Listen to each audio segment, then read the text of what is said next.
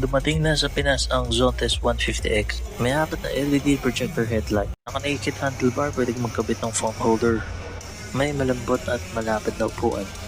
Maganda rin pagkapintura sa grab bar.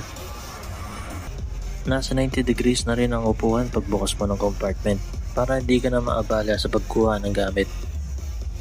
Meron na siyang under seat light para mas madali maghanap ng gamit tuwing gabi. Kakasya ang dalawang full face helmet dito.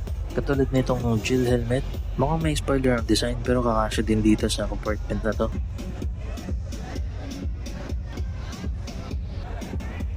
Sa likod meron siyang pre-drilled na butas at pwede man lagyan ng dashcam. Mukhang practical din yung rear fender nito. Hindi tatalsik mga putik sa likod mo. Meron na rin kasamang mudguard sa likod. Mukhang magaan naman yung pakiramdam.